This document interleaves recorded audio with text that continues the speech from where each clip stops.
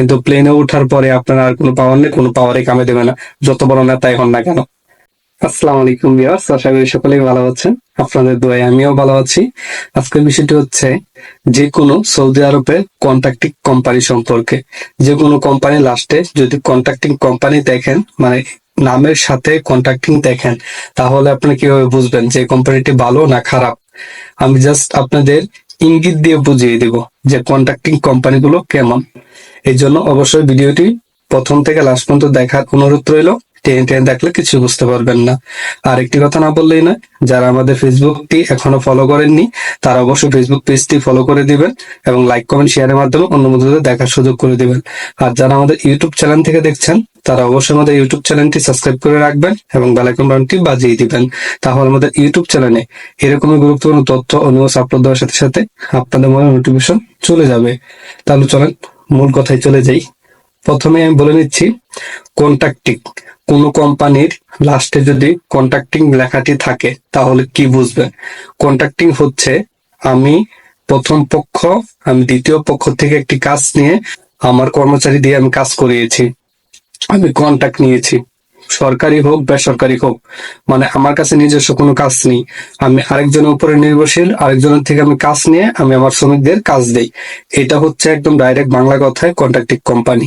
Contract মানে হচ্ছে আমি যে কোনো কোম্পানির সাথে, যে কোনো সরকারি হোক বেসরকারি হোক, সেই কোম্পানির সাথে আমি 3 বছর 5 বছর 10 বছর 20 বছর 15 বছর 1 বছর 2 বছরে আমি কন্ট্রাক্ট নিয়েছি যে তার কাজটা আমি এত বছরের ভিতরে কমপ্লিট করে দিব। সেক্ষেত্রে আমি আমার কর্মচারী দিয়ে তার কোম্পানিতে কাজ করিয়ে তার কাছ থেকে আমি টাকা নিয়ে আমি আমার কর্মচারীকে বেতন প্রদান করি।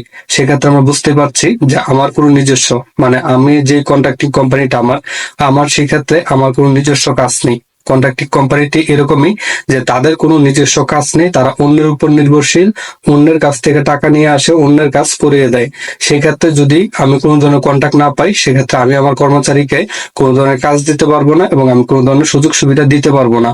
যদি আমার কাজ থেকে আমি দিতে পারবো, কাজ না থাকলে আমি কিভাবে আমার শ্রমিকদের বেতন স্যালারি সবকিছু প্রদান করব? ঠিক এমনই কিন্তু কন্ট্রাক্টিং কোম্পানি। অনেক কোম্পানি দেখতে পারবেন যে, আমি কোন কোম্পানির নাম নিতে চাচ্ছি না, আমি আপনাদের জাস্ট ইঙ্গিত দিয়ে বুঝিয়ে দেওয়ার চেষ্টা করতেছি। মনে করেন XYZ কন্ট্রাক্টিং কোম্পানি লিমিটেড, এরকম থাকলে কি বুঝবেন? কন্ট্রাক্টিং মাথায় কিন্তু আপনি ঘুরপাক খাবেন, কন্ট্রাক্টিং মানেটা কি, কন্ট্রাক্টিং মানেটা কি, এটা কিন্তু আমি এতক্ষণে খুব ভালোভাবে আপনাদের বুঝিয়ে দিয়েছি। কন্ট্রাক্টিং কোম্পানি ভালো বলা যাচ্ছে না, খারাপও বলা যাচ্ছে না, এটা সম্পূর্ণ নির্ভর করে তার উপর। সেক্ষেত্রে আমি যা সাজেস্ট করবো, আমার মতামত আমি যা সাজেস্ট করবো, এইসব কোম্পানিতে আপনারা না আসাই ভালো, কারণ এইসব কোম্পানি কোনো সুযোগ সুবিধা ভালো হয় না।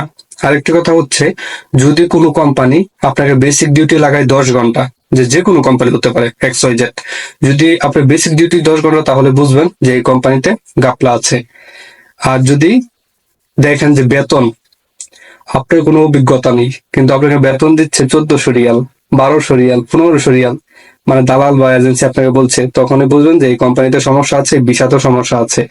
আরেকটা কথা হচ্ছে, যদি এক কাজের কথা বলে আরেক কাজে কাজ করায়, আচ্ছা সেটা আমি ক্লিয়ার করছি। মনে করেন আপনার ভিসাতে লেখা আছে লোড অ্যান্ড আনলোডিং ওয়ার্কার হিসাবে আপনি কাজ করছেন, মানে ভিসাটি পেয়েছেন, ভিসার ভিতরে একদম মার্ক একদম সুন্দর করে লেখা আছে যে আপনার পাসপোর্টে ভিসা লেগেছে লোড অ্যান্ড আনলোডিং ওয়ার্কার এই পেশায়। কিন্তু দালাল বলছে যে সৌদিতে যাওয়ার পর আপনাকে কফি শপে কাজ করাবে বা সুপারভাইজার বানাবে, সেলসম্যান, যেটাই হোক, মানে বড় বড় আশা দেখাবে। সেই ক্ষেত্রে কি বুঝবেন? এটা হচ্ছে একটা প্রতারণার শিকার। আপনি নিজেকে নিজে প্রশ্ন করেন, যদি আপনার ভিসাতে লেখা থাকে যে আপনি গাড়ি চালাবেন, সেক্ষেত্রে কি আপনি ক্লিনারে কাজ করতে পারবেন? এটা কতটুকু লিগেল হয়? আর মনে আপনার ভিসাতে লেখা আছে ক্লিনার বা লোড অ্যান্ড আনলোডিং ওয়ার্কার অথবা ফ্যাসিলিটি ক্লিনার ওয়ার্কার, এইসব পেশায় এসে কি আপনি কি কফি শপের কাজ করতে পারবেন? এটা নিজেকে নিজে প্রশ্ন করেন যে আসলে কি এটা কতটুকু যুক্তিসম্মত কথা। সাধারণ কথাগুলা কেন আপনারা বুঝতে চান না? এখানে তো বোঝাই যাচ্ছে যে আপনার সাথে প্রতারণা করছে। আরেকটা হচ্ছে, যখনই আপনি বুঝতে পারবেন যে কোম্পানি প্রতারণা করছে, সেক্ষেত্রে তার সাথে কোনো ধরনের লেনদেন কোম্পানি তো আর প্রতারণা করে না, প্রতারণা করে আমাদের বাংলাদেশ এজেন্সি। যদি বুঝতে পারছেন যে আপনি এজেন্সি বা আপনার দালাল আপনার সাথে প্রতারণা করছে, আপনার সম্পূর্ণ টাকা পয়সা দেওয়া বন্ধ করে দিবেন। আপনার পাসপোর্টে আপনি সংগ্রহ করার চেষ্টা করবেন, কোনো না কোনো ভাবে সংগ্রহ করার চেষ্টা করবেন। আর একটা জিনিস মাথায় রাখবেন, আপনি যদি সৌদিতে একবার প্রবেশ করেন, সেকেন্ড টাইম আর দালাল বা এজেন্সিকে খুঁজেই পাবেন না। এই জন্য সৌদিতে আসার আগেই, আমি আবারও বলছি, আসার আগে আপনার সবকিছু তদারকি করেন। আপনার পাসপোর্ট নেওয়ার সাথে সাথে তো কোনো ভিসা লাগায় না আপনার পাসপোর্টে। আপনাকে যে কোনো একটা কোম্পানির নাম বলে, যদি সেই কোম্পানি সম্পর্কে আগে যাচাই বাছাই করেন, 1 সপ্তাহ ধরে খালি ওই কোম্পানি সম্পর্কে যাচাই বাছাই করেন, তারপরে এই কোম্পানিতে আসেন। আর অনেক সময় আমি কিছু কমেন্ট এবং কিছু মেসেজ দেখতে পাচ্ছি যে কিছু কোম্পানি ডাইরেক্ট কোম্পানির নাম দেখাচ্ছে কিন্তু ভিসা লাগাচ্ছে সাপ্লাই কোম্পানি, সেটা প্রতারণা। আমি একদম ডাইরেক্ট বাংলা ভাষায় আপনাদের বলে দিচ্ছি, এইসব সব প্রতারণা, প্রতারণা, প্রতারণা। এইসবের ভিতরে আপনারা প্রবেশ করবেন না, এইসবের ভিতরে যাবেন না। দালালদের সহযোগিতা করবেন না তাদের ইনকাম করার জন্য। আর পাসপোর্ট জমা দেওয়ার সময় সচরাচর 50,000 1 লাখ টাকা মানুষ জমা দেয়। আপনি চেষ্টা করুন যত কম টাকা জমা দেওয়ার। আগে প্রথমে দেখবেন যে আপনার পাসপোর্টে কোন ধরনের ভিসা লেগেছে। যদি সবকিছু ঠিকঠাক থাকে আসবেন, আর যদি ঠিকঠাক না থাকে তাহলে আসবেন না এবং টাকাও দিবেন না। আপনার 50,000 টাকা চলে যাওয়া ভালো, নাকি আপনার 4 লাখ টাকা চলে যাওয়া ভালো, 3 লাখ টাকা চলে যাওয়া ভালো? আপনি সেটা আপনি নিজেকে নিজে প্রশ্ন করেন যে আমার কোনটা ভালো, 50,000 টাকা চলে যাওয়া ভালো, না 3 লাখ টাকা চলে যাওয়া ভালো, না 4 লাখ টাকা চলে যাওয়া ভালো? আপনি যখন সৌদিতে আসবেন সম্পূর্ণ টাকা এটা কিন্তু এজেন্সি বা দালালকে পে করতে হবে। সেক্ষেত্রে আর কোনো উপায় নেই।